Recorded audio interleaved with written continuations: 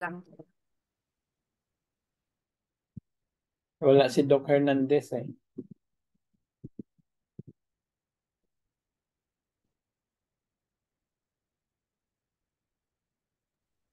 I'll try to look for my screen po.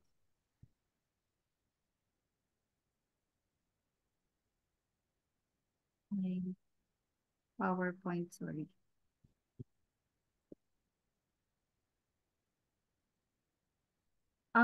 While waiting for my PowerPoint, I think let's begin with a word of prayer. Sino ba yung mga ka-journalist ko dito? Hindi ko sila memorize. Parang puro mga business persons yung nandito. City. Ang hina. Ano po yan, Sir Romeo? Sit in lang kami dito, Dok, sa journalism. Na-transfer kasi kami sa bigla sa kabilang major. Hindi ko pa rin naiintindihan, sorry. Ah, sino kaya ang pwede volunteer na lang po. Sino ba yung ka-journalist ko dito na pwedeng mag-opening prayer?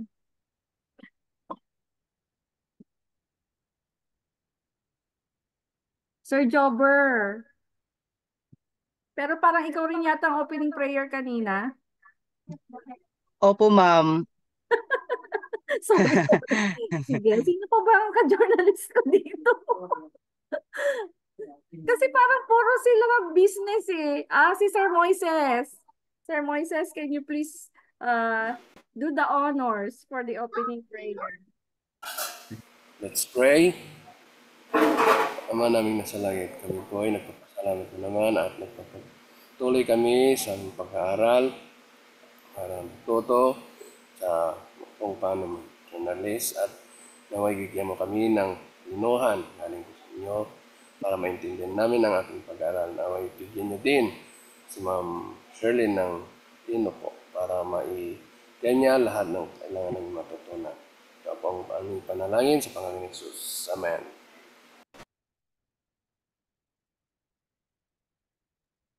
Okay, thank you so much, Sir Moises. I-mute ko lang po yung aking cellphone. Okay. Let me share my screen.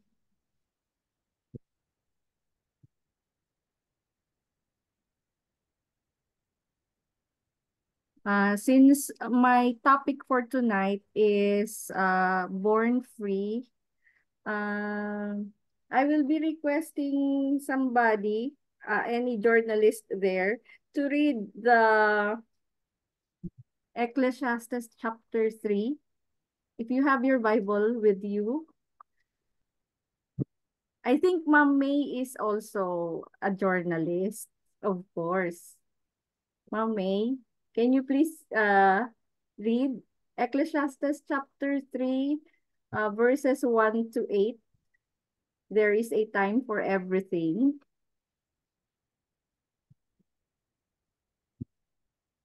Or Ma'am May's in internet or signal is not that good. Sino kaya? Ma'am Lynn, ako na lang po. Okay. Sige, sir. Apo, English po ba, ma'am? Sir, journalist tayo, sir. Apo. Sige po. Kasi English-Tagalog po nandito. So, Ecclesiastes 3 verse 1 to 1 to 8. 1 to 8. To everything there is a season and a time to every purpose under the heaven.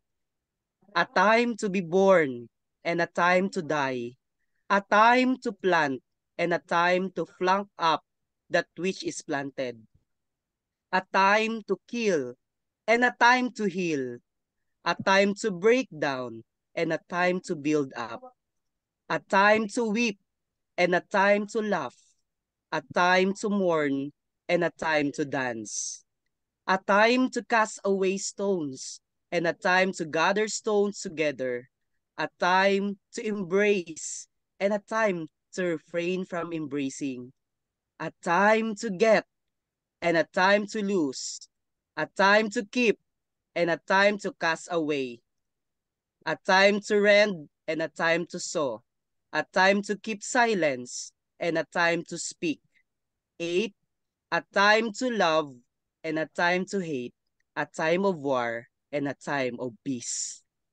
Wow, thank you so much, That's all, sir. ma'am. Thank you so much po. So, since the topic is born free, so yun nga po. Can you see my slide? Yes Kasi po, sa, ma'am. okay. Kasi sa sobrang haba po nito, kailangan lang natin munang ma-relax diyan sa words from the Bible. Medyo dramatic itong chapter na ito.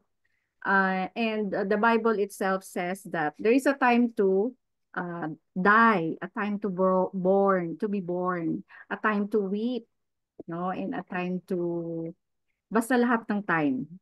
Okay? So let me begin.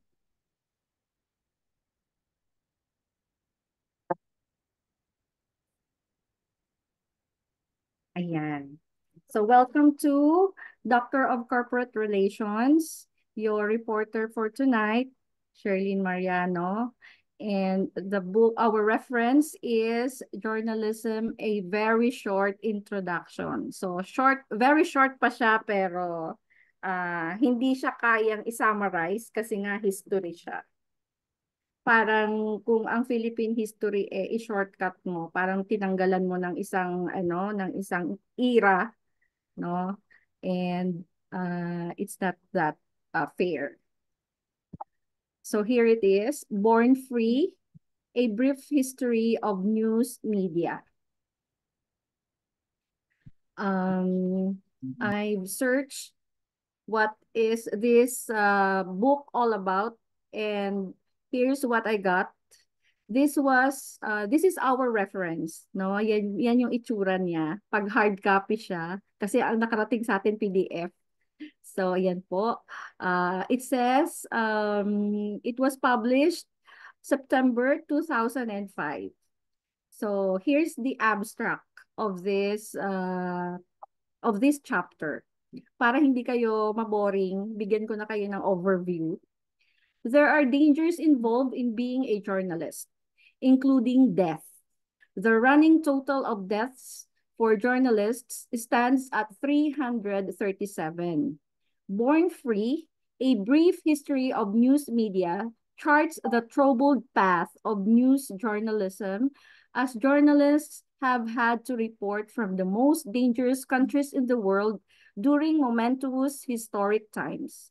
However, Western journalists remain optimistic. They will say that their purpose is to hold power to account. How has the way news is reported changed?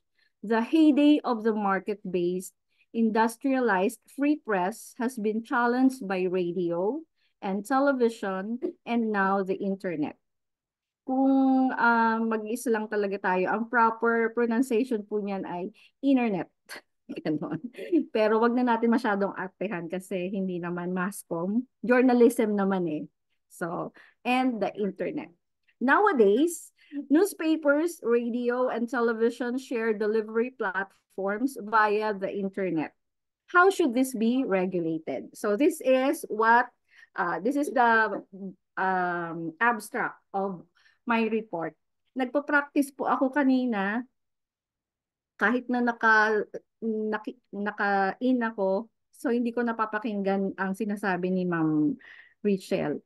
So yung buong duration nung kanyang pagre-report, yun din yung duration pala nito. Kaya you can imagine, baka magsawa kayo sa akin. Pero dito na lang po kayo mag-focus kasi history siya eh. All right, let me begin now. So our headline for tonight. Journalism is not an easy business. Take note, not an easy business, but it's a business. No? In the year our headline, in the year 2004 alone, 56 journalists were killed in the course of doing their jobs. So imagine nyo, gumagawa ka ng trabaho mo, pero 56 sa inyo ay namamatay. Okay? Highest figure since 1994 when 72 journalists died. So record-breaking yan noong 1994. Another headline, running total for the decade stands at 337, not counting the large number of other media workers, such as researchers and translators who also lost their lives. So hindi lang po naman mga journalists. May mga kasama rin naman nasa peligro ng kamatayan. Yan yung mga researchers, yung mga translators. Yan. The first important character is Daniel Pearl. Who is Daniel Pearl? He's the Wall Street Journal reporter who was murdered in such grim circumstances that it constituted a story. So, naka-take note, story, yung kamatayan niya. His inquiries took him to Pakistan, where he was kidnapped and held in captivity before having his throat slit on camera. So, can you imagine yung kinidnap siya, tapos kailangang ipakita sa camera na yung kanyang throat. Yan, ganyan po. Ganyan ang mga sample pa lang yan ng mga brutality. It says here that Pearl, at 38, had set out to understand the workings of militant Islamic networks in Europe following the suicide attacks on New York and Washington in September 2001. The resulting videotape showing a man brandishing a severed head was then handed to American officials to ensure that the murder made its maximum political impact. Pearl's pregnant wife said her husband had always felt impelled to go where the story led. So, only wives or only your husband or your spouse can say or knows you best. So alam ng wife niya na kung nasaan ang story, nandoon ang kanyang asawa. And I'm sure they are very much aware na nasa peligro ang buhay nila, pero it doesn't care. Kasi ganun ang passion nila, itong mga journalist na to. So yan po yung unang person.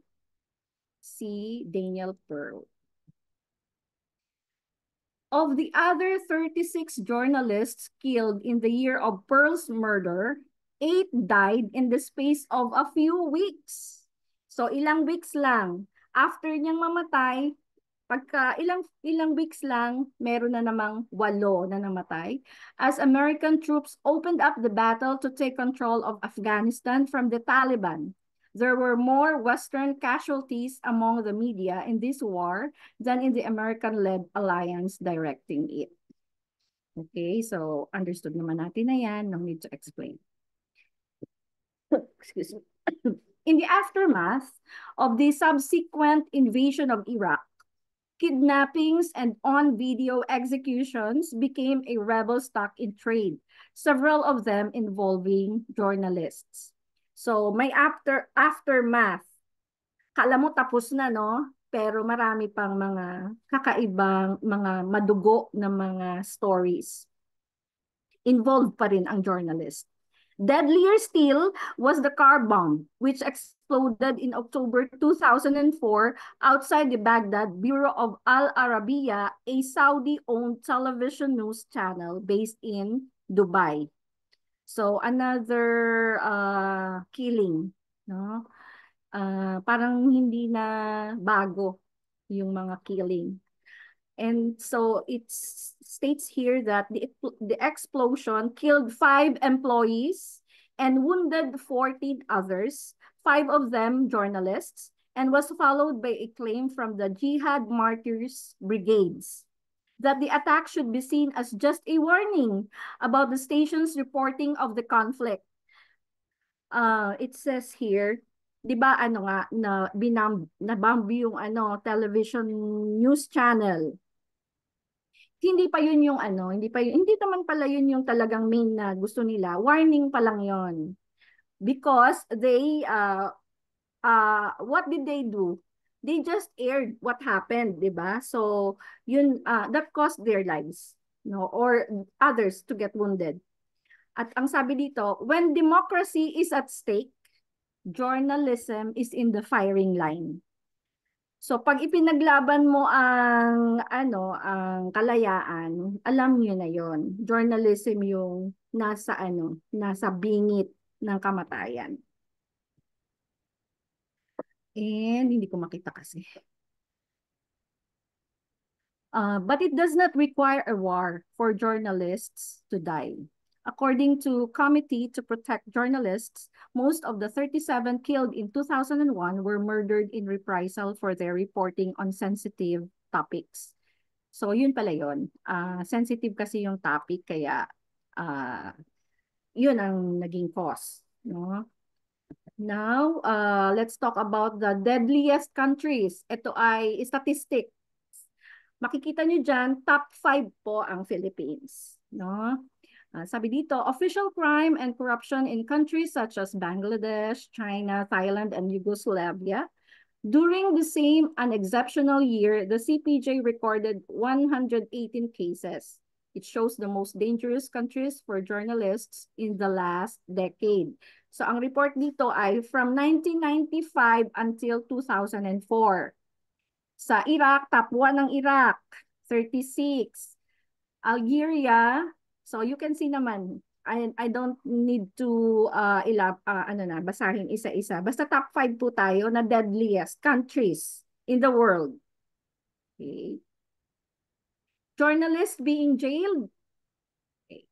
Mostly from little notice, crackdowns in Eritrea and Nepal carried out after September 11, which provided an excuse for DPO all over the world to brand their political opponents as terrorists unworthy of basic human rights.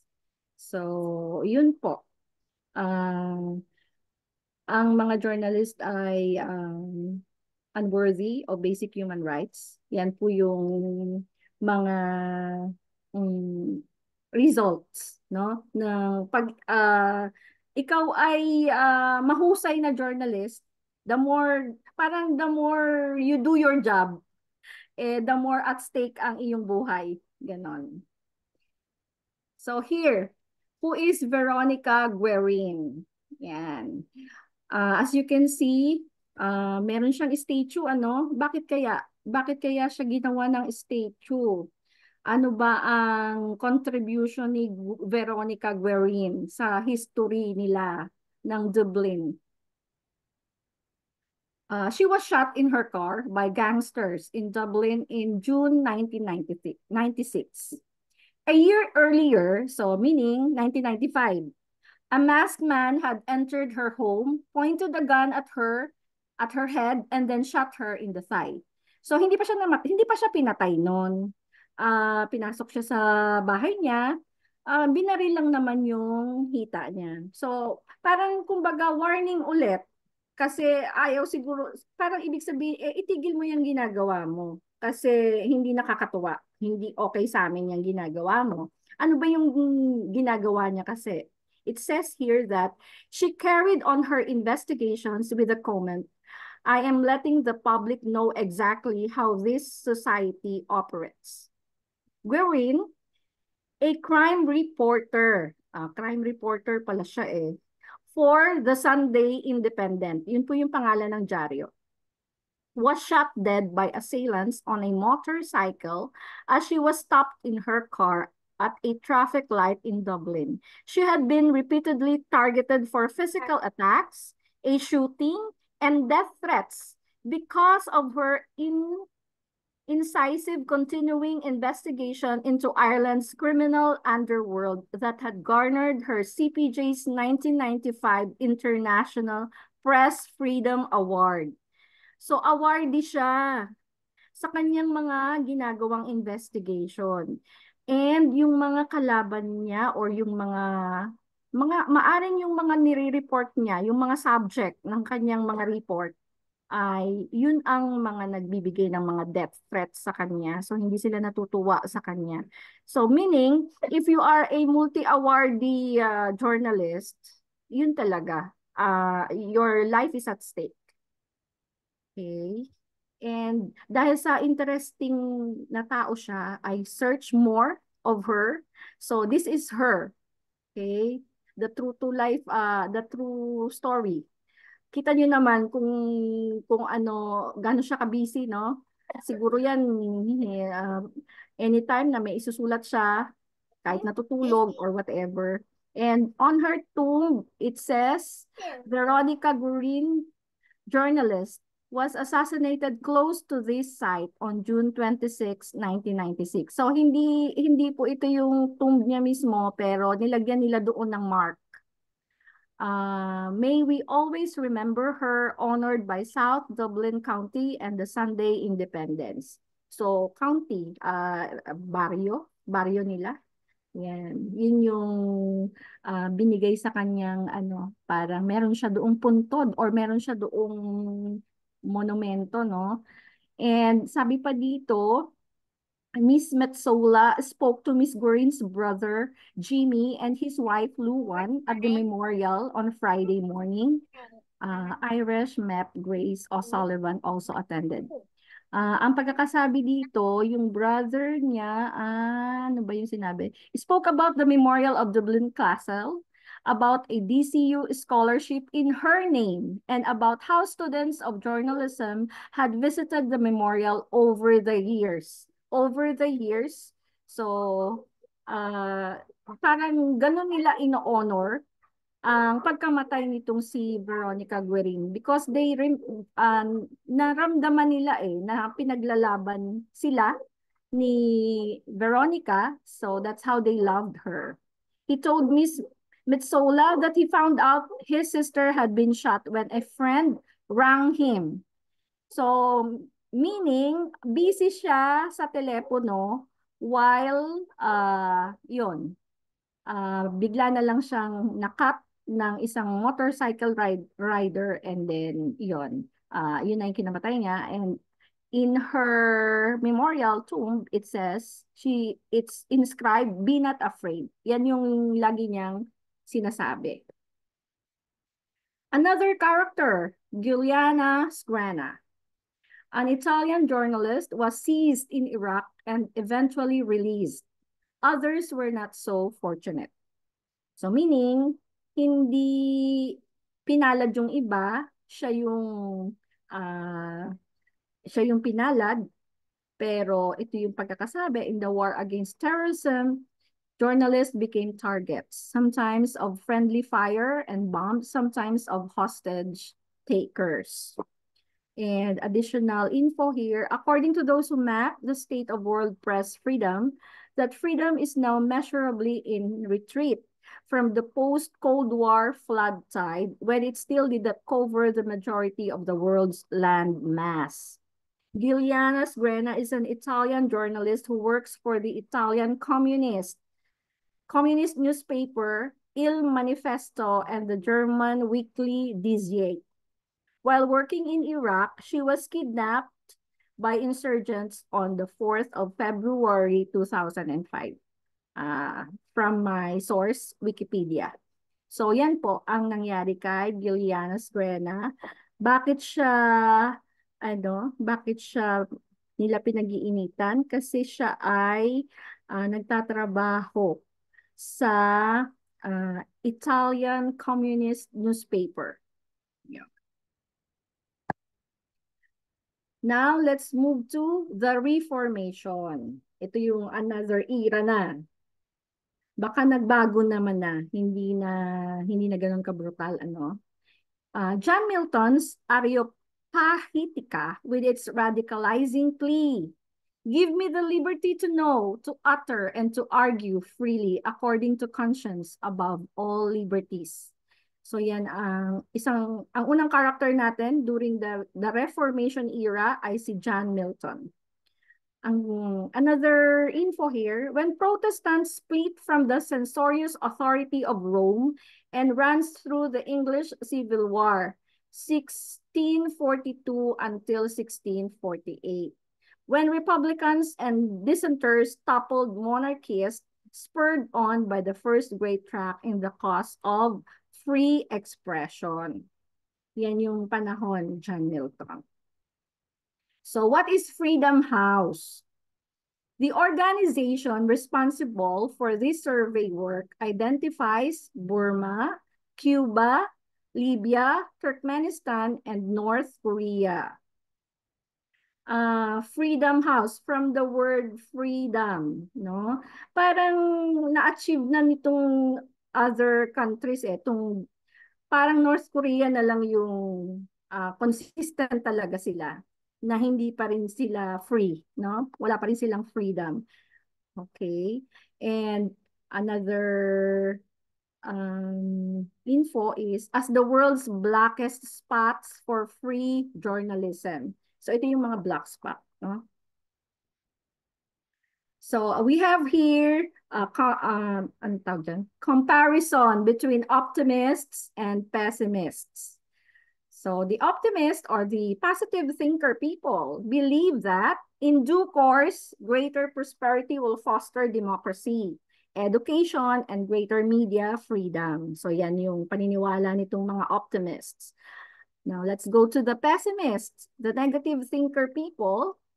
They ask whether there are deeper cultural forces in play against the West's post-Enlightenment assumption that identifies free journalism as the precursor of all political and economic liberties.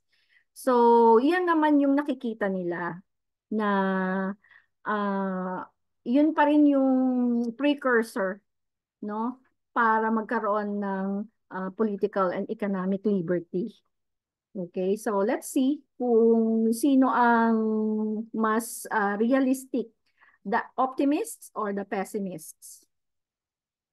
Now let's move to another stage or phase of the journalism history, from Milton to the American Constitution. It says here that an American and European perspective, history supports the case for optimism. Ayun naman pala. Ang history pala ay, yun ang sinusuportahan. Yung optimist, that there will be a positive side, positive things that will happen. Kasi nga, if you are a journalist, hindi mo naman gagawin yun kung hindi mo iniisip na magiging successful yung pinaglalaban mo eh. Bakit ka magpupush kung ang iniisip mo eh hindi naman magwawagi? Diba? Kung unsuccessful naman yung iyong pinaglalaban. Ask journalists from these continents and others such as Australasia, where cultural roots are shared, their purpose, and they will often give the standard reply to hold power to account. Yan. Okay? To hold power to account. So be accountable, no? And to hold power. And it says here, behind this momentous mission lie 350 years of passionately contested history. It is worth sketching the main contours. So, tayo po, ilang taon tayong na-colonize ng Spain? 300 years, no? Kaya, mas malaki talaga yung influence nila sa atin eh. Yung bang yung mga panahon ng mga ano natin, mga lolo-lola, mga istrikto sila, 'di ba? Mga Kastila yung kanilang ugali. 300 years kasi tayong nasakop. So maa-adapt talaga natin 'yon, yung kanilang mga ugali. But this one, 350 years po So mas mas lamang pa, 'di ba? So this momentous mission, life 350 years of passionately contested history. So Yan po ang case nila. Yan yung status ng journalism from Milton to the American Constitution. In the new century, yan, another phase na tayo.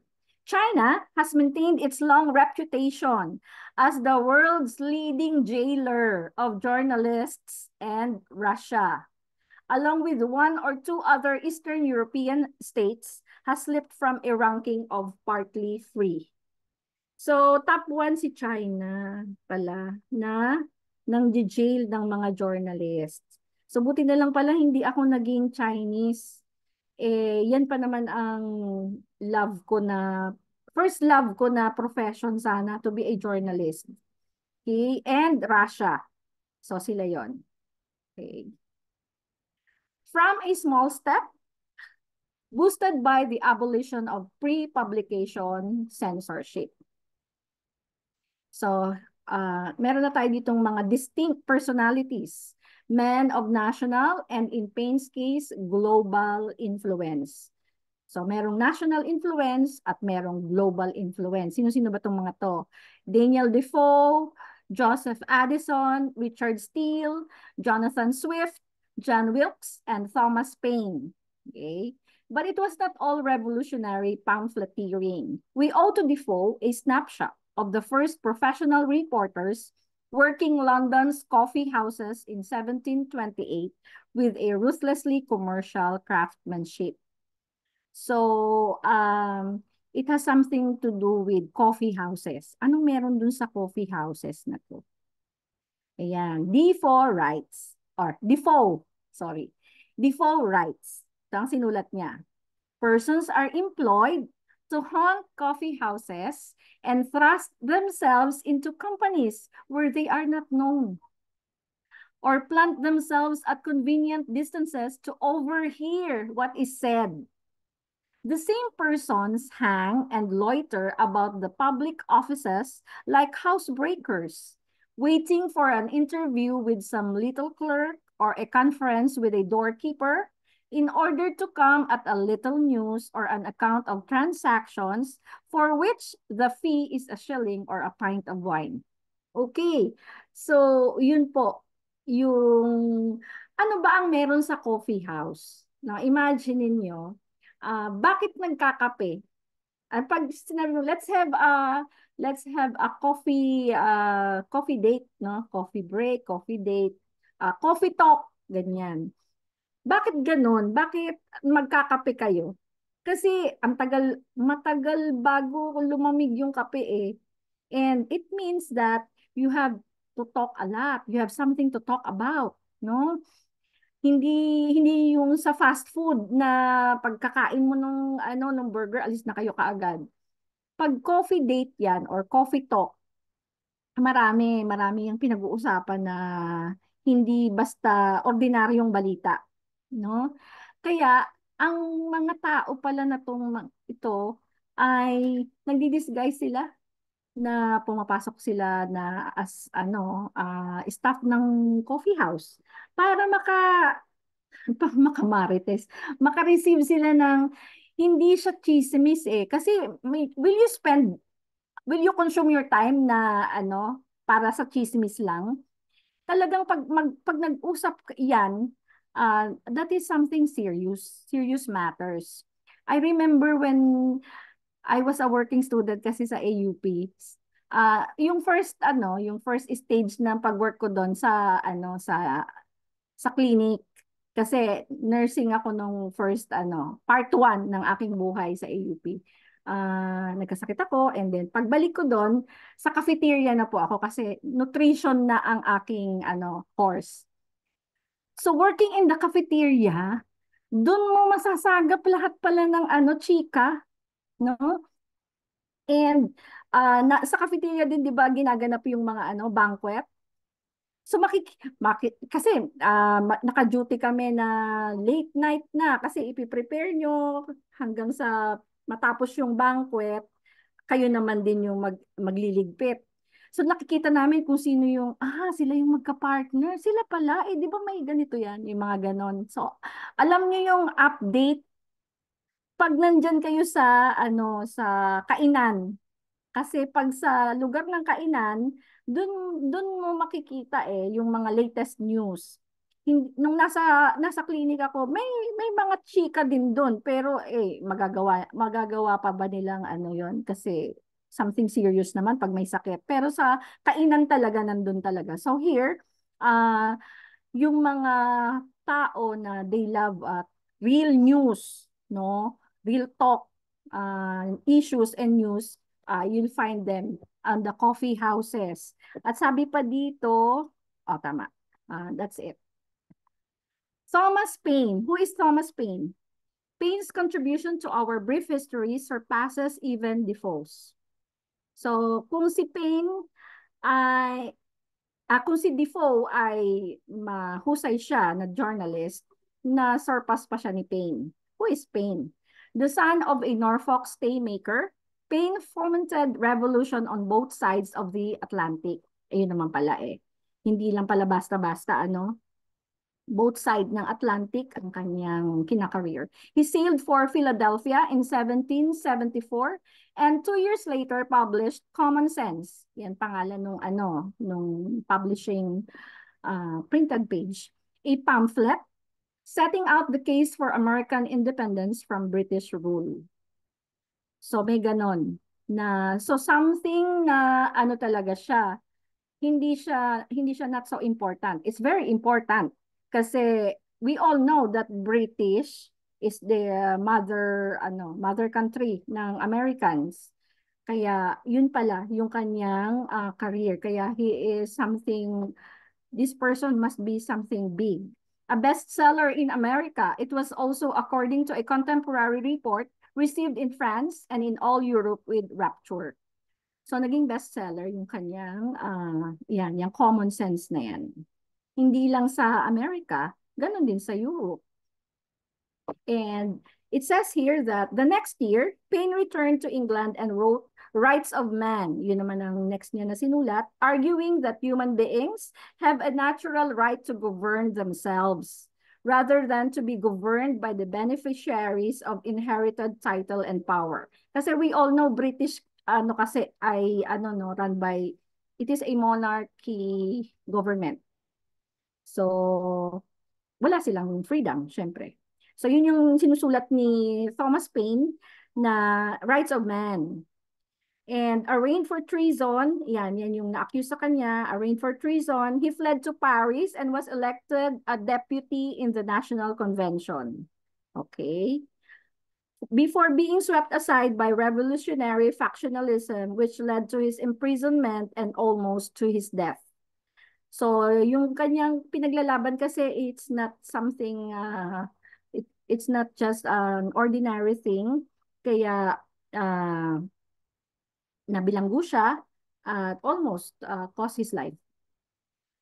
Now, let's move to the first flowering of English journalism. Medyo maganda-ganda na yung balita kasi flowering, no? Ito pa rin si Paine. Paine then returned to the United States where he lived out his days on the uneasy borderland between political power and journalism. And it says here that he died in New York in 1809, refusing with his last breath to express any belief in the divinity of Jesus Christ. It's so sad na although maganda yung kanyang mga pinaglalaban, but he died of disbelief with Jesus Christ, no? And we all know that if we believe Jesus is the only way, no? And it's so sad for Thomas Paine. Now, let's move to Milton's spirit and Paine's didactic radicalism.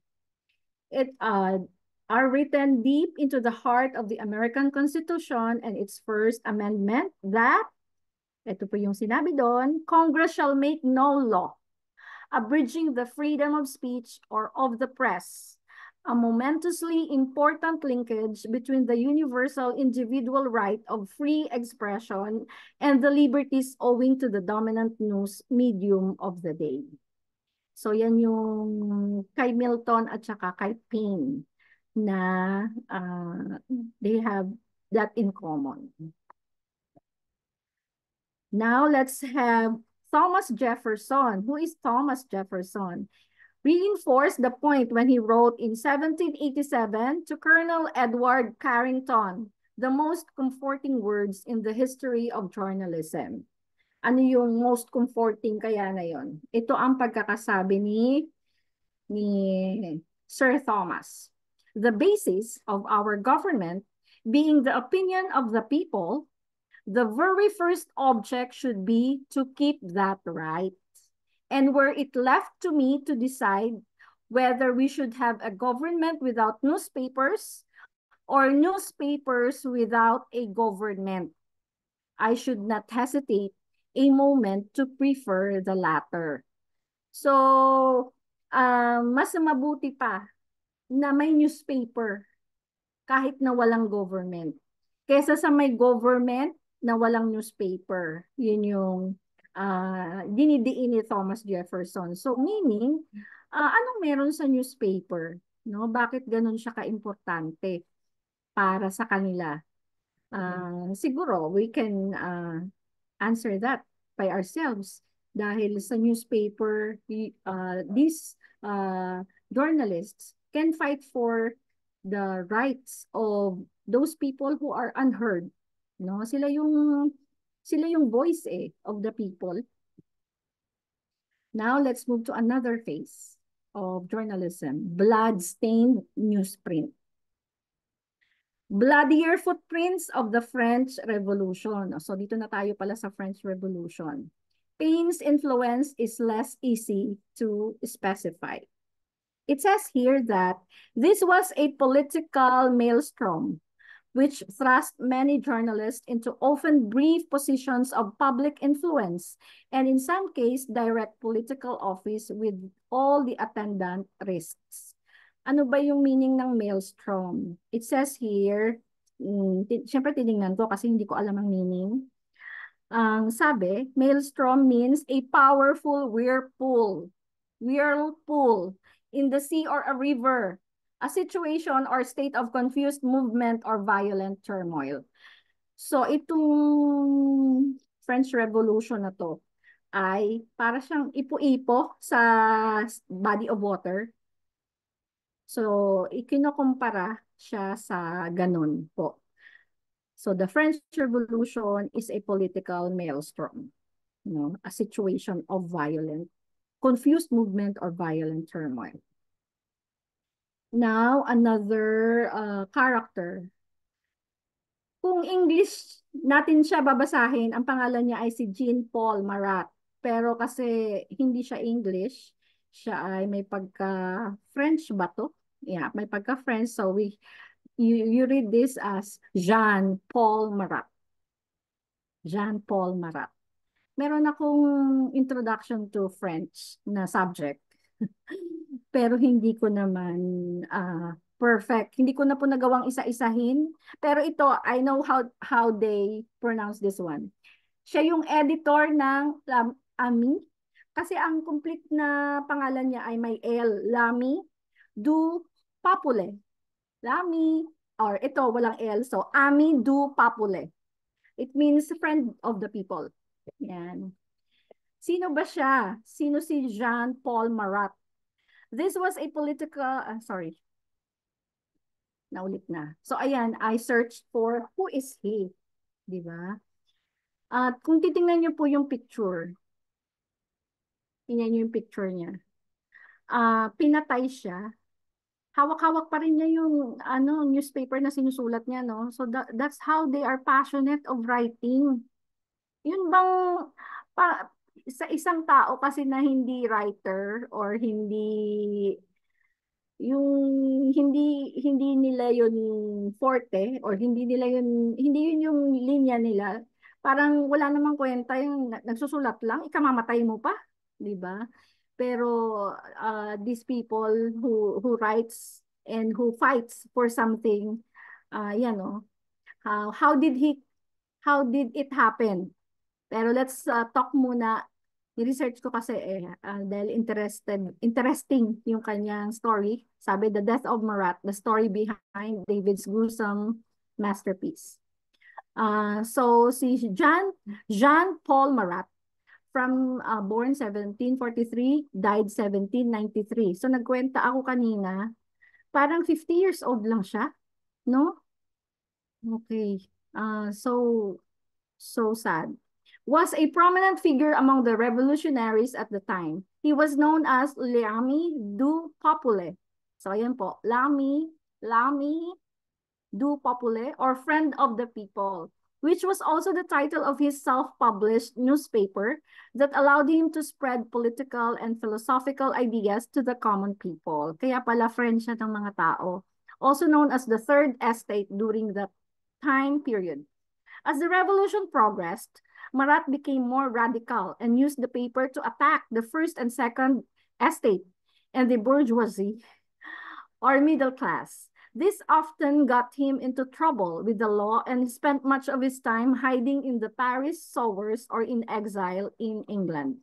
After being elected to the National Convention as a raging Jacobin, he was able to read the organization of the opposing Girondins, making this the height of his political career before his death.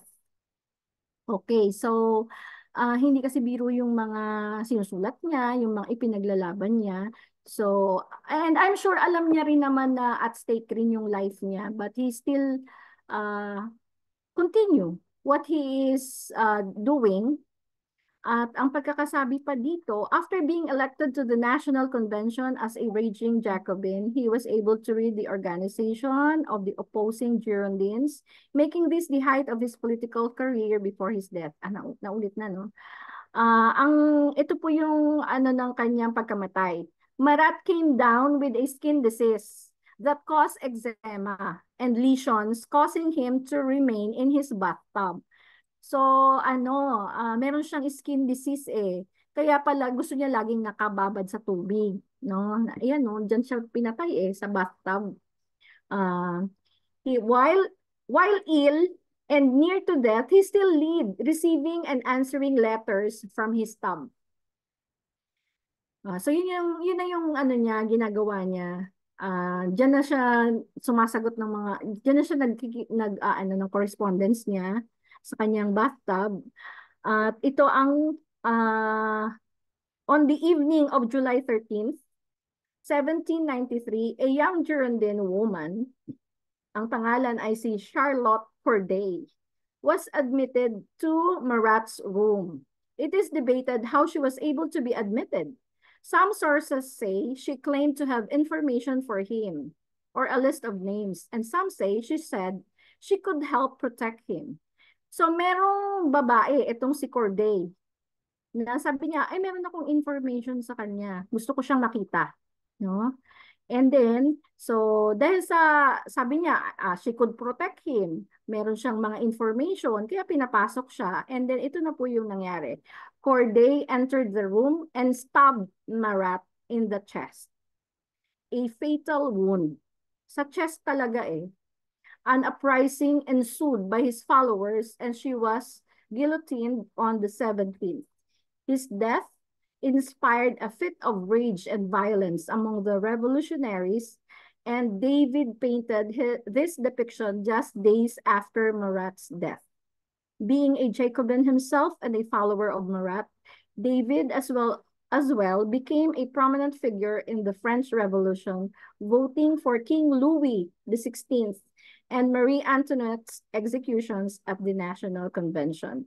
This painting, as you can see, this is a painting po pinaint po ni Jacques Louis David. Okay. Just days after his death. So parang kasi fresh pa sa niya, sa kanyang memory, yung pagkakapaint niya. And this painting sometimes referred to as the Pieta of the Revolution. So something significant pala tong painting na to. And it says, became an icon among revolutionaries. Some say that it even led to the reign of terror. And makikita nyo po, ang presyo, $160. Pero parang mura lang sa kanila. Eh, sa bagay noon pa to eh. Ah, hindi na siya ganito ngayon ang presyo siguro. Blood-stained newsprint pa rin po tayo. And let's continue with Marat. Marat was considered a martyr for their cause. The image itself, of course, features Marat slumped over the edge of the tub with a wound in his chest. In his right hand, he holds a quill. He used to attack counter-revolutionaries in his journalism, and in his left, a note from Corday that says, ayan na po, do 13 Juliet, 1793, Marie-Anne Charlotte Corday, au citoyen Marat. Suffit que he, sois, soit, yan, soit, bien malheureux pour avoir droit à votre benevolence, which reads in English, of 13th July, 1793, Marie-Anne Charlotte Corday to Citizen Marat, it is enough that I am very unhappy to be entitled to your benevolence. So, ayan po, ang sinulat nung si Corday na pumasok sa kanyang room. Now, let's move to another character, Jack Richard Censor. Who is Jack Richard Censor? He is a historian, the radical newspaperman of the French Revolutionary period.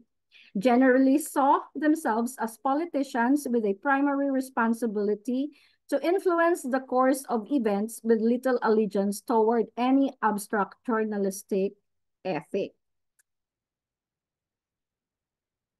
And now let's move to another phase. It's journalism's Big Bang. French Revolution, one commentator has described the point at which it started to become the pervasive engine of modern democratic societies. It says here that this mighty legacy touches French journalism today. So yung journalism's Big Bang na yan ay it touches French journalism today. Why? French journalism, with its roots in the political tract and the essay rather than the witnessed news report, tends to be more intellectually adventurous and serious than its Anglo-Saxon counterpart. But it is also less empirically forensic. French journalism is also more sensitive to the privacy of individuals. Soft, say its Anglo-Saxon critics grown up, say its advocates. So ayan po ang mighty legacy that touches the French Revolution, the journalism's Big Bang. Now let's move to English and American newspapers. What's in it? Flourished in this long period of democratization were by no means the first in the world. Take note po, first in the world. The long period of democratization. So meaning, sobrang tagal na walang democracy ang newspapers. No? China, for example, had official information sheets. Ang pangalan ay Tipao. Centuries before the years of revolution in Europe and America. Imagine, centuries. 1 century is 100. Tama ba? Century? 100 years. Centuries. So, ilang 100 years na ganito ang situation nila. Kaya itong English and American newspaper na to ay the first in the world na nagkaroon sila ng democratization. And the Song Dynasty, 960 until 1279, spawning unofficial rivals of sufficient journalistic enterprise. So, alam niyo na, unofficial.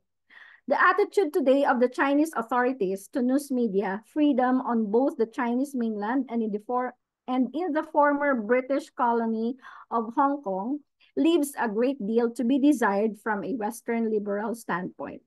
But the history and culture of these places can hardly be expected to lead to a replication of Euro-American news industry values. The history and cultural context of a newspaper like the South China Morning Post which has flourished in its own way under British colonialism and reaccession by the People's Republic of China, indicates the complexities involved. So ayan po, yun po yung sa case ng Chinese, let's move to Singapore naman. Ang pagkakasabi, like Singapore, shaped by a post-colonial experience, which has seen rapid and successful economic development, not least in the area of the new communications technologies. So, mapapansin natin, very successful ang Singapore, But in matters of communications, hindi sila ganun ka-high-tech. Now, let's move to the modern Japanese press. By contrast, enjoys the protection of a national constitution which enshrines the principle of press freedom, established under strong American influence after the Second World War, and is not subject to state censorship. So yung kanilang press freedom, na-establish sila under strong influence from the Second World War, is not subject to state censorship. So hindi na siya isi-censor whatever the newspaper is about. But the workings of Japanese news media are barely recognizable to journalists from the United States or Britain. Yan po ang status ng Japanese press, and it's there's a more of it here. Japanese journalists are bound together in a network of 1,000 press clubs, all linked to major institutional or industrial sources of power and therefore of news. Ang kanilang mga news po ay more of industrialization, ganyan. Hindi yung mga killings or whatever, or mga about political issues. These clubs are designed to ensure that both sides play by a set of unofficial rules. See, unofficial rules, a form of self-regulation designed to avoid embarrassment and misunderstanding, but which, in the opinion of its mostly Western critics, neuters and homogenizes Japan's journalism through the management of news flows. So hindi po ganun kaganda ang journalism ng modern Japanese. So the modern Japanese press, ganun po sila. I remember one of my students when I was still business English communications coach to Japanese accountants. This guy, he's a manager. And as I've known him, bata pa po siya parang nasa late 30s. Pero he was not an auditor or not an accountant before. His first career was a journalist. He's a newspaper journalist. He works there for a decade. Kaya masyado akong interesado, why did you shift to being an accountant? Sabi niya, he wants to have a family. He needs to provide for his family. So meaning, wala kasing pera. Walang pera sa pagiging journalist. It is just his passion, pero he needs to live, 'di ba? And papabol po itong Japanese na ito. Yan, sayang naman nga kung hindi siya magpapamilya. So ganun po, walang pera being a journalist. So syempre dun ka, being an accountant pirma mo lang big money na. So now let's move to another phase, the liberal. Sino ba tong mga liberal na ito? In the English, historical meaning of that word rather than its looser contemporary American usage were thus the friends of press freedom. So sila yung mga friends Okay? Gusto nila talaga ang press freedom. Sila yung mga liberal. They opposed special taxes or stamp duties on newspapers as vigorously as they supported greater freedom to trade. Ayaw nila ng special taxes dyan sa mga newspapers na yan. Diba? And because they believe that they are supporting freedom to trade. And then the upshot was a proliferation of titles in what is often seen as the golden era of the British press. Politically radical, but not yet in the early stages of the Industrial Revolution, narrowly corporate. And it states here that it is upon the intellectual foundations of European liberalism, however, that the edifice of the free press stands. 19th century Britain, the liberal intelligentsia was in no doubt about the need to contest the more etatiste view of journalism they saw across the English Channel, just as they also contested. And itong Gallic Dirigiste or Director, View Economic Policy. So yan po ang mga liberal na mga tao. They oppose, basta ang pinaglalaban nila ay freedom, press freedom. They oppose something that is not talking about liberty or democracy. Another character, James Mill. Who is James Mill? He is a Scots utilitarian, argued in an influential essay in 1811 that the dangers of timorous press, too friendly to established political power, greatly exceeded the political dangers of its opposite. And inisip ni Mill thought the relative political stability of England, Holland, Switzerland, and the United States compared with the bloody turmoil in France resulted not from an excessively free press in France, but from an excessively controlled one. So yan po si James Mill. Another Mill, yan, si John Stuart Mill. So sino ba siya? Mill's son. Anak pala siya. So, nagmana siya sa kanyang ama. Siya naman ay philosopher. Delivered the most eloquent case for political and economic liberalism in the English language. So, siya ay hindi lang basta philosopher. He is the most eloquent. So, he can deliver well. He can speak well kung ano yung ipinaglalaban ng tungkol sa liberty. Dito sa kanyang 1859 essay, ang sabi niya, the peculiar evil of silencing an expression of opinion is that it is robbing the human race, posterity, as well as the existing generation, those who dissent from the opinion, still more than those who hold it. If the opinion is right, they are deprived of the opportunity of exchanging error for truth. If wrong, they lose. What is almost as great a benefit, the clearer perception and livelier impression of truth produced by its collision with error.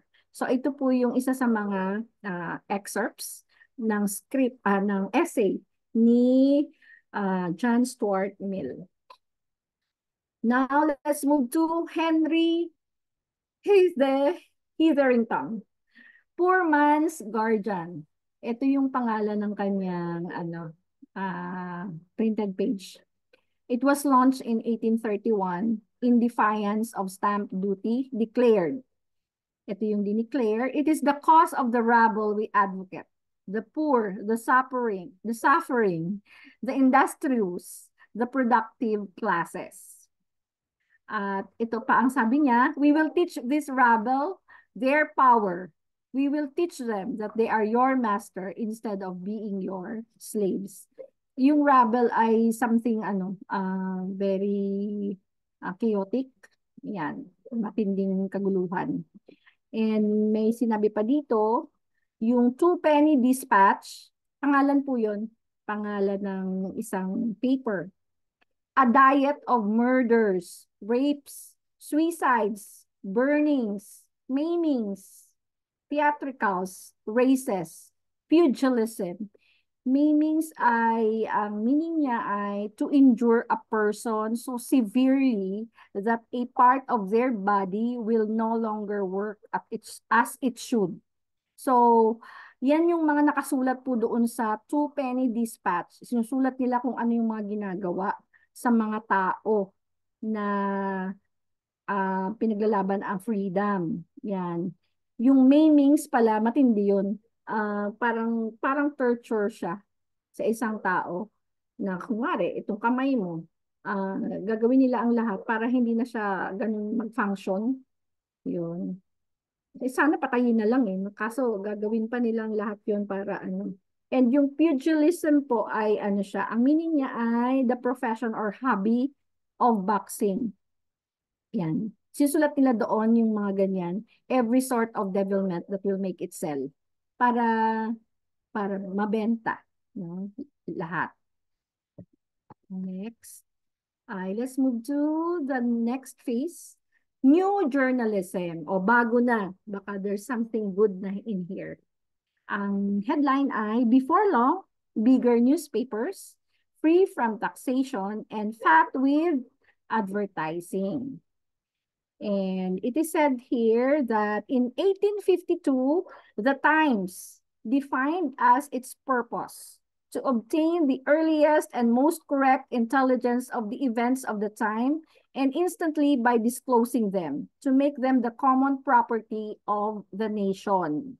Yan. Yan na ang ipinaglalaban ng new journalism noong 1852. Magiging common property na siya ng bansa. It says, by now, papers like the Times were enjoying the greater news coverage made possible by the emerging news agencies, such as the one launched by Julius Rauter in 1851. Yan. Another phase, government by journalism. Medyo may maganda-gandang ano na, may hope na. Kasi government by journalism. Another prominent name or another prominent people is W.T. Stead. Okay, who is Stead? He was an English newspaper editor who, as a pioneer of investigative journalism, became a controversial figure of the Victorian era. So, during his time, siya ang pioneer ng investigative journalism. And it says here, it was in Holloway Prison in 1886 that Stead wrote a remarkable essay on the future of journalism, informing the world that journalism had now become superior to that of any other institution or profession known among men. So yan yung ano niya, vision niya sa journalism noong 1886. And syempre, ni-research ko anong itsura nitong si W. Stead na to. Meron po ba kayong nakikitang kahawig niya? Tingnan niyo po siya, magmula nung bata pa siya, nagsusulat na siya, madaming books. Meron po kayong nakikitang kahawig niya? Yan. Our very own. Doc Diba? Raja po, ma'am. Oh, yeah. Doc Ray. Diba? So, the English version of Doc Raja is si W.T. Stead. Okay? So, nung medyo bata pa rin si Doc Ray, ano na rin eh, may balbas na rin, di ba? Yan. Yan po siya. Alright, more of Mr. Stead. For Stead, the journalist was the key to comprehending public opinion, to be both eye and ear for the community. So may something talaga silang pagkakaparehas ni Doc Raja, di ba? The embodiment of what Victorian intellectuals called the new journalism was W.T. Stead, editor of the Pall Mall Gazette, who is specialized in controversial exposures of sex rackets, as a result of which he found himself in jail. Yon, so kakaimbestiga niya ng mga confidential na mga bagay, ay yun po, ikinulong po siya. Sana naman hindi ikulong si Doc Raja, no? Hindi naman siya investigative journalism. Siya naman ay investigative journalist of Bible truths. Yan. So, ito pa, continuation. Ito sabi niya, I have not yet lost faith in the possibility of some of our great newspaper proprietors who will content himself with a reasonable fortune and devote the surplus of his gigantic profits to the development of his newspapers as an engine of social reform and as a means of government. A means of government? Stead was not kidding. Through an exhaustive interrogation of public opinion, such a newspaper would acquire an authority which politicians would be unable to ignore. So ayan na po yun yung government. So may politics na yan. May politics na ang journalism. And si Stead po ang may sabi niyan. Another, more of him, the journalist would speak with an authority far superior to that possessed by any other person, for he would have been the latest to interrogate the democracy. Parliament has attained its utmost development. There is need of a new representative method, not to supersede, but to supplement that which exists. A system which will be more elastic, more simple, more direct, and more closely in contact with the mind of the people. When the time does arrive and the man and the money are both forthcoming, government by journalism will no longer be a somewhat hyperbolic phrase, but a solid fact. So darating yung time na ang government by journalism ay hindi na hyperbolic or super exaggerated phrase, no? But it's already a solid fact. Malapit-lapit na po tayong matapos. Last na po ito kay Stead, kasi ano talaga siya pioneer kasi siya sa investigative journalism, kaya mahaba-haba ang tungkol sa kanya. Stead's hubris was in tune with an era when newspapers were launched not with soberly descriptive titles, such as The Times, The Gazette, and The Record, but ablaze with popular aspiration. Medyo kilala na natin to, The Mirror, The Sun, The Comet, and The Star. Most of Britain's great popular newspapers of today were born in the final years of Queen Victoria's reign. Yan na yung mga The Daily Mail, The Daily Express, and The Daily Mirror. Now, the Yellow Press. Anong meron sa Yellow Press? And there are two popular people here. William Randolph Hearst, and Joseph Pulitzer. Ito po ay number one, the newspaper industries of Britain and the United States entered the 20th century at the peak of their political and economic power. And second, proprietors, parallel forces were at work in the United States. So yan po yung Yellow Press. Now let's move to media monopoly, and communism and fascism. The heyday of the market-based industrialized free press was, however, remarkably short-lived. Within a couple of decades of the new century, the market-based model for the development of news media came under challenge, first from radio, then from television, and towards the end of the 20th century, from the internet. So, medyo latest na po, kaya malapit na tayong matapos. Nabanggit na yung internet So, yan po, the heyday. What do you mean by the heyday? It is the period of a person's or things greatest success. So, nandun na tayo, greatest success, popularity, or vigor. Yan na po yung era. Ayan. And then, the implications of journalism would be far-reaching as democratic governments sought new ways, either through direct control of the emerging technologies or through the medium of independent regulatory bodies, to satisfy themselves that the news media would operate within a broadly defined and accepted public interest.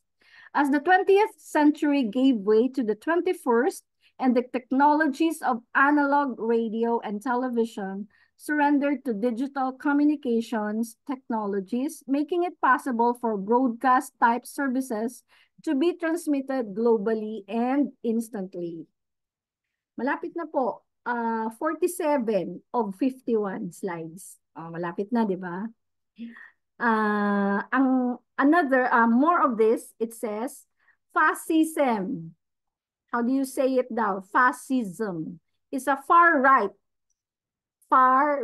authoritarian, ultranationalist, political ideology and movements characterized by a dictatorial leader, centralized autocracy, militarism, forcible suppression of opposition, belief in a natural social hierarchy, subordination of individual interest for the perceived. So yan po ang fascism.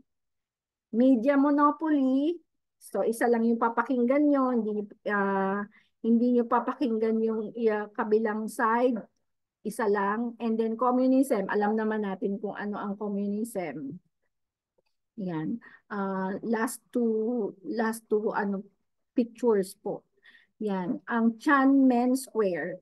Bakit ito na very popular po ito? Television has been frequently attacked for dumbing down the news media, but when big events unfold, there is nothing to compare with the memorable drama of television news. Here, a student demonstrator halts a column of tanks in Tiananmen Square during the famous protest in 1989. So ayan po, inaatake nila ang protest at yung mga estudyante. Ayan po. Additional info here. The Tiananmen Square protest, known in China as the June 4th incident, were student-led demonstrations held in Tiananmen Square, Beijing, China, lasting from 15th April to 4th of June, 1989. So medyo matagal yung kanilang pag-protest. After weeks of unsuccessful attempts between the demonstrators and the Chinese government to find a peaceful resolution, the Chinese government declared martial law on the night of 3rd June and deployed troops to occupy the square in what is referred to as the Tiananmen Square Massacre. The events are sometimes called the 89 Democracy Movement, the Tiananmen Square Incident, or the Tiananmen Uprising. So kaya ganun siya ka-popular kasi nga hindi lang ilang araw April to June, imagine.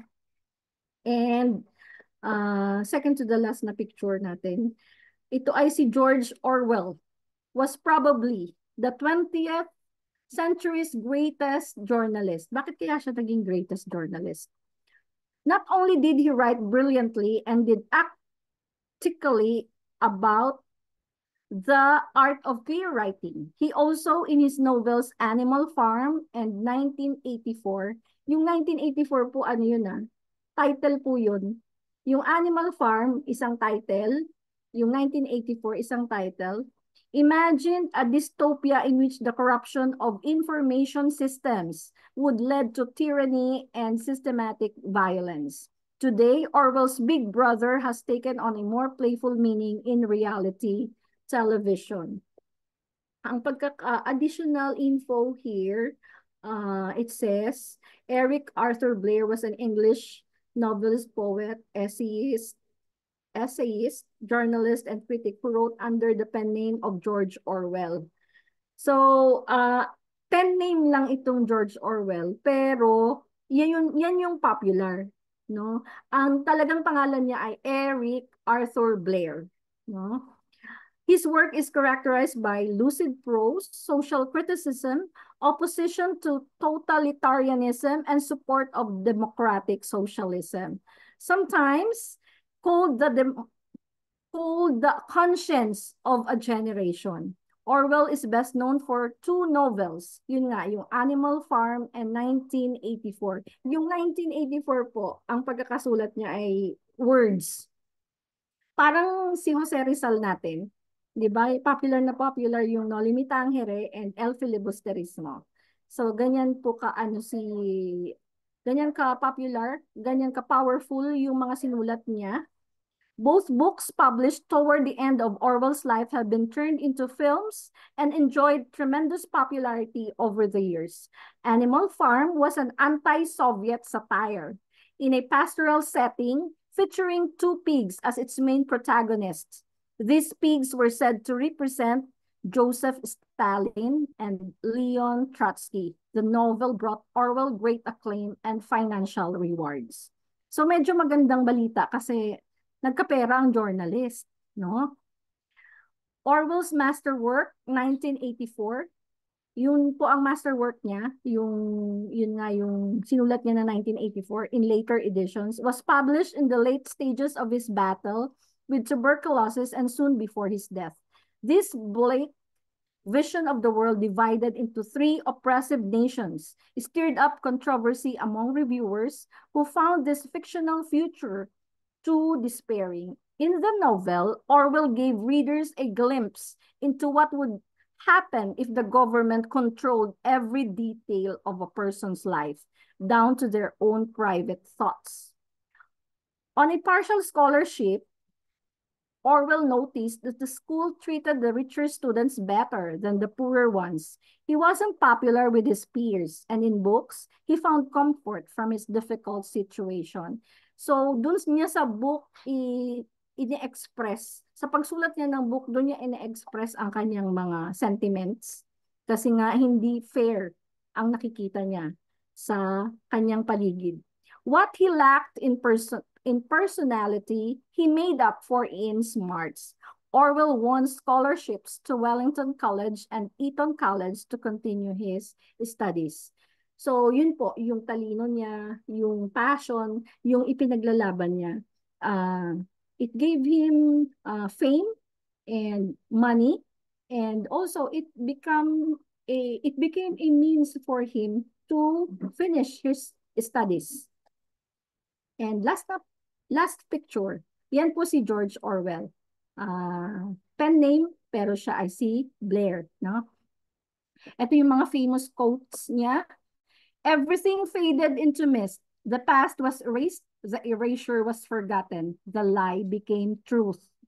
So see how powerful yung mga sinusulat niya. And another na sinulat niya, in a time of universal deceit, telling the truth is a revolutionary act. Yan. Another, truth, it's the new hate speech. During times of universal deceit, telling the truth becomes a revolutionary act. And then another, the further a society drifts from truth, the more it will hate those who speak it. And last, madami po yan, pero kinuha ko lang yung mga related sa ating pinag-aaralan. If people cannot write well, they cannot think well. And if they cannot think well, others will do their thinking for them. So, journalists, ayusin natin kasi baka iba ang mag-isip para sa atin. Ito po ay since chapter 1, kasunod po ito kasunod ito ng topic ko last time. So ito yung parang conclusion niya doon sa previous topic na ni-report ko. Ang sabi, but the underlying mission of journalism itself does not change. It is to provide the information and argument that enables societies to work through their disagreements, to establish agreed facts, and to know their priorities. And it is a job done well, only when accomplished with style and impact. When the words flow and the pictures are immaculately sequenced. Unlike poetry, which, as W.H. Auden said, makes nothing happen and survives in the valley of its making, where executives would never want to tamper. Journalism strides out into the world and demands a response. Executives and politicians will always want to tamper with the work of journalists. So that's it po. Thank you for listening.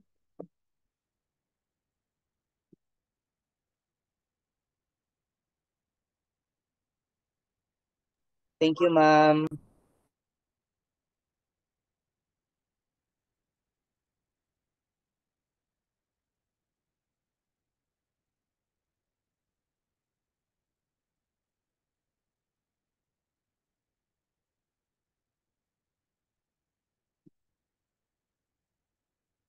Doc, are you still there? Thank you, ma'am. Thank you very much for that very informative background of what has been transpiring in the field of journalism. At least, sinadya ko ito mga kapatid, no, para magkaroon tayo ng tinatawag na orientation into the world of what journalism is. So, with that, first, actually, medyo 100 pages yata yung book na yan, an introduction, short introductions. I will send the file to you for your reference. And next Sunday, mag-start na po tayo sa ating reporting sa journalism. Then I will also be teaching you how to write news stories. Ito po yung paborito ko ng subject, mga kapatid. Way back 1983. So, na-practice ko yung subject na ito.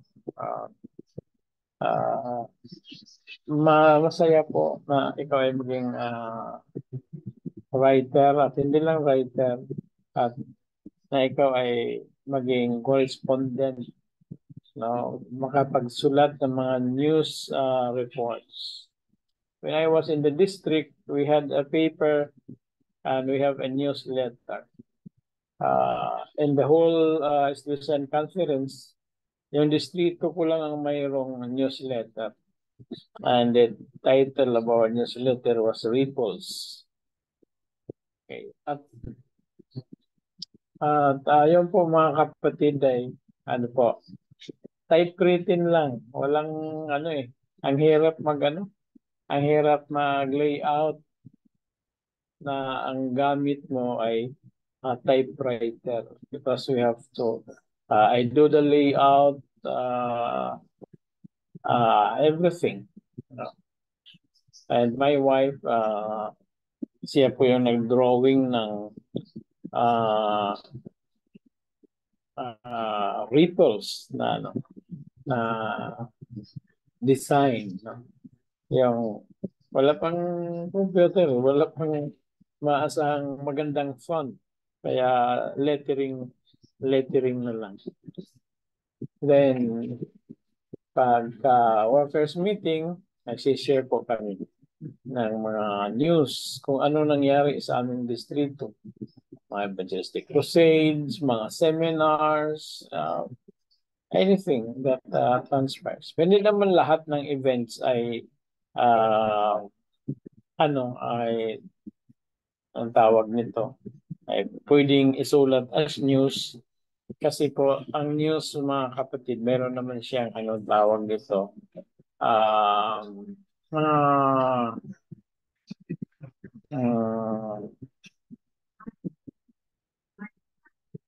characteristics, yung mga sources ba, no? Meron siyang pwedeng isulat yung tinatawag niya, meron siyang news value, no? Yung iba hindi naman lahat ng events may news value eh. So, pipiliin mo lang, no? At merong ano yan, meron yang mga tinatawag factors to consider para ma-analyze mo na ito pwede ito pang pwede itong isulat pwede maging news ito, no? Pero iyan mo, no? Analyze mo, evaluate mo yung yung event, no? Mayroon mayroon mga factors. At ang naalala ko sa aming journalism is timeliness, no? Yan po ba yan po ba masasabi natin na hindi pa panis? Kasi pag panis na, wala na po siyang tinatawag na quality of being quality na ang tawag ay timeliness. So, yun po. May mga ilang factors din natin i-consider. So, kaya napaka-exciting po na ating pag-aaralan. Yun po ay in preparation for us to become corporate relations officers sa mga organizations at sa akin mga kapatid, parang nagawa po sa aking distrito at pwede rin magawa ninyo sa inyong mga churches, no? Kung ang church ay merong newsletter, maganda rin, no? Kung hindi naman Xerox copy production or photocopy production, pwedeng magkaroon kayo ng simple website, no? Okay. Gagawa po tayo ng website para mayroon tayong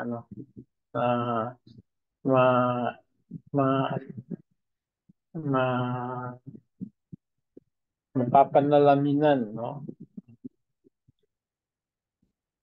Pero yung sinasabi kong acumen, no, acumen ay tutuloy natin sa official newsletter ng ating school. Then you can write your news. Say for example, from Bohol, ito yung nangyari, no? So, pero hindi dahil hindi kahit anong event, basta yung mga event na related din sa ating school or ang ating estudyante naging speaker sa isang crusade o di isusulat natin yan for example si Engineer Mio Celesti, estudyante sa Logos College of Missions and Biblical Studies, taking the course Bachelor of tapos blah blah blah. Okay, so i-arrange natin ng news into the so-called pyramid quality, no? So, yun po yung pagdadaanan natin. So, for now mga kapatid, we'll have our classes dismissed. Maraming salamat doon sa actually alam naman natin na ganoon talaga yung nangyayari sa world of journalism, no? So parang ni-refresh lang natin ang ating mga sarili with those significant mga events na nangyari sa kasaysayan, makahulugang kasaysayan in the world of journalism. Then next mag-start na po tayong reporting. Sino ang first reporter? Chapter 1.